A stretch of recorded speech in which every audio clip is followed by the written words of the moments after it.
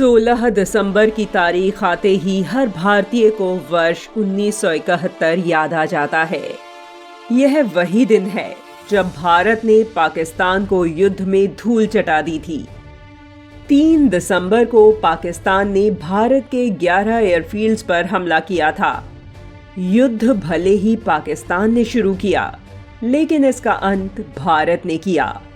महज 13 दिन के अंदर भारतीय जांबाजों ने पाकिस्तान सेना को खदेड़ दिया।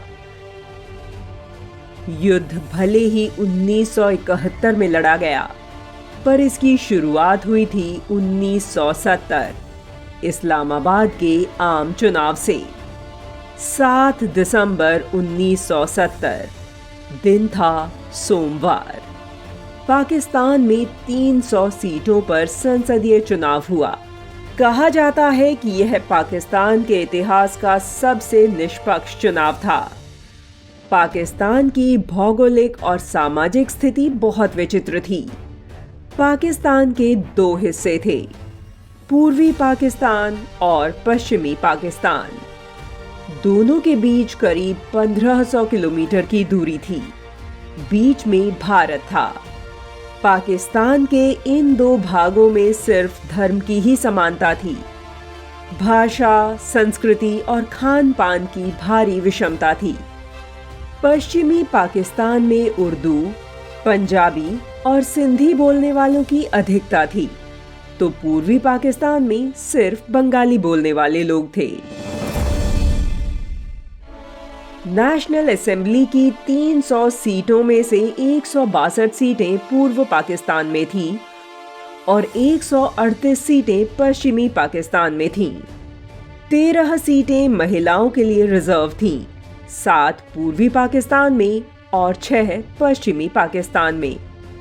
इनका चुनाव सांसदों को करना था। 7 दिसंबर 1970 को चुनाव हुआ। पश्चिमी पाकिस्तान में सबसे बड़ी पार्टी थी पाकिस्तान पीपल्स पार्टी, जिसके अध्यक्ष थे जुल्फिकार अली भुट्टो। भुट्टो को मुस्लिम लीग और जमाते इस्लामी जैसे दलों से चुनौती मिल रही थी, लेकिन पूर्वी पाकिस्तान में शेख मुजीबुर रहमान की अवामी लीग का बोलबाला था। उसे किसी दूसरे दल से टक्कर भी नहीं मिल रही थी। चुनाव के बाद जब नतीजे निकले तो अवामी लीग ने चमत्कार कर दिया। उसने 162 सीटें जीतकर पूर्ण बहुमत प्राप्त कर लिया। पाकिस्तान पीपल्स पार्टी को केवल 81 सीटें मिली। पाकिस्तान की राजनीति में जैसे जलजला आ गया। अभी तक पाकिस्तान के शासन पर पश्चिमी पाकिस्तान के नेताओं या सैन्य तानाशाहों का कब्जा रहा था। पहली बार पूर्वी पाकिस्तान का कोई बंगाली मुसलमान पाकिस्तान का प्रधानमंत्री बनने वाला था। पूर्वी पाकिस्तान को कभी सत्ता में उचित हिस्सेदारी नहीं मिली थी। पूर्वी पाकिस्तान के बंगाली मुसलमानों में खुशी की लहर दौड़ गई। ये बात पश्चिमी पाकिस्तान के नेताओं को अखर गई।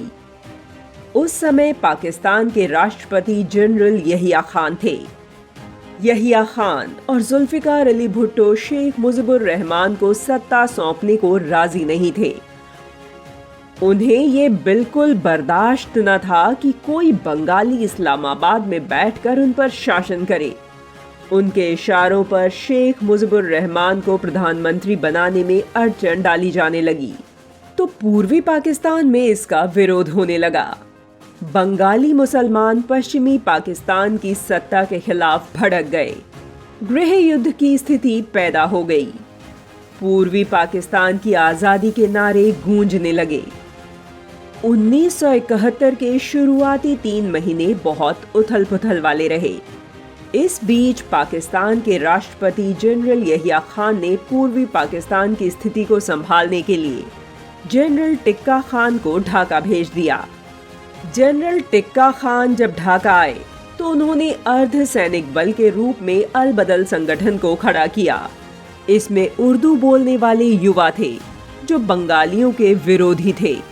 उन्हें पाकिस्तानी सेना ने सैनिक प्रशिक्षण दिया।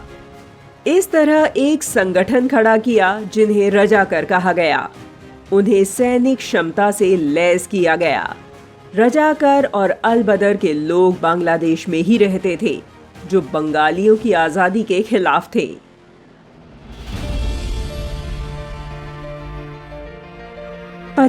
मार्च 1971 को पाकिस्तानी सेना ने अल बदर और रजाकारों के साथ मिलकर पूर्वी पाकिस्तान में पहला नरसंहार किया। निहत्थे बंगालियों पर गोलियों की बौछार कर दी गई। लोगों को घरों से निकालकर गोली मारी गई।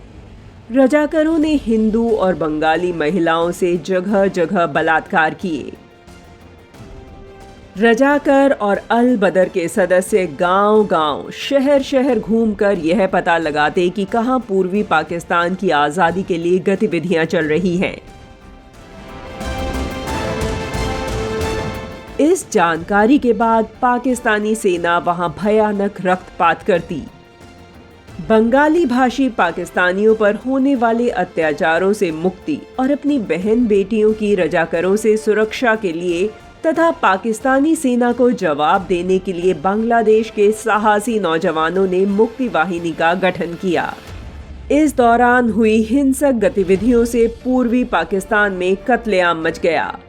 भयभीत 80 लाख लोगों ने भागकर भारत में शरण ली।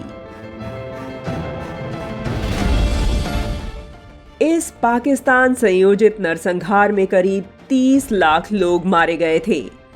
पाकिस्तान के सैनिक अफसरों ने औरतों को युद्ध में जीती वस्तु करार दिया था और उनके बलात्कार का समर्थन किया था और करीब 4 लाख औरतों से बलात्कार किया गया था। ढाका के एक पुनर्वास केंद्र के डॉक्टर ने 1972 में बताया था कि युद्ध में बलात्कार की शिकार 1,70,000 महिलाएं गर्भवती हो गई थी, जिनका गर्भपात कराया गया था। बलात्कार पीड़ित 30,000 महिलाओं ने बच्चों को जन्म दिया था।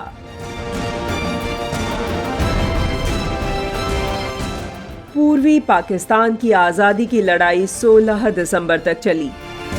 इस दौरान भारत ने करीब 1 लाख युद्ध के कैदी पकड़े और बांग्लादेश को पाकिस्तानी फौज के अत्याचारों से मुक्त कराकर आज़ाद करा दिया। शाम करीब 5 बजे जनरल नियाजी ने 93,000 पाकिस्तानी सैनिकों के साथ भारतीय सेना के सामने सरेंडर कर दिया। उन्होंने लेफ्टिनेंट जनरल जगजीत सिंह अरोड़ा के सामने अपने बिल्ले उतार दिए और रिवॉल्वर भी रख दी और आत्मसमर्पण दस्तावेज पर हस्ताक्षर किए। द्वितीय विश्व युद्ध के बाद यह सबसे बड़ा युद्ध सरेंडर था। भारतीय सेना के शौर्य को प्रकट करते हुए प्रत्येक वर्ष 16 दिसंबर का दिन विजय दिवस के रूप में मनाया जाता है। तो बस दोस्तों, आज की वीडियो में बस इतना ही। उम्मीद करते हैं ये वीडियो आपको पसंद आई होगी। चैनल पर नए हो तो चैनल को सब्सक्राइब कर बेल आइकन को जरूर दबाएं। वीडियो देखने के लिए धन्यवाद।